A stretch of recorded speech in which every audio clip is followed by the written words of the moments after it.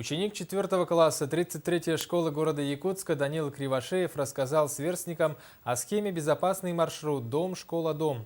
Презентация прошла в рамках акции сотрудников ГИБДД Якутска «Осторожно, зебра». Слово Саргалане Захаровой. На территории Якутии за последние 10 месяцев совершено 60 дорожно-транспортных происшествий, связанных с наездом на несовершеннолетних пешеходов.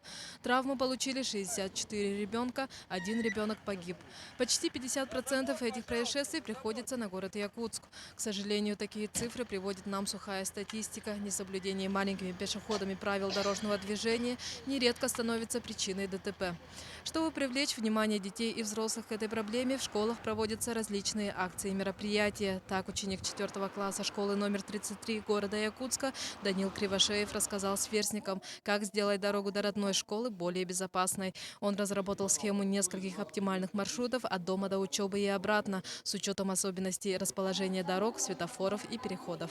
В школу я сам хожу, иногда меня подвозит мама, но я соблюдаю правила дорожного движения, пользуюсь пешеходными переходами и ни в коем случае не перебегаю дорогу. Данил занимается проектом второй год. В этом ему помогают родители и классный руководитель Валентина Дандарова.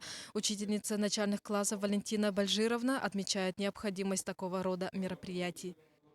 Дети начальной школы пытаются все время самостоятельно ходить в школу, так как они считают, что подросли, но они при этом должны знать хорошо свой маршрут.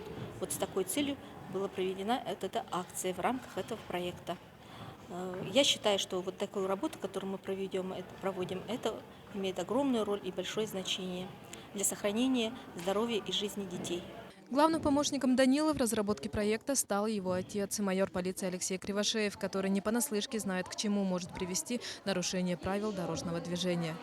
В рамках презентации безопасного маршрута мы провели акцию, которая раздача памяток по ДТП, напомнили детям правила дорожного движения и пропагандируем распространение световозвращающих элементов на одежде, и чтобы дети ярко одевались.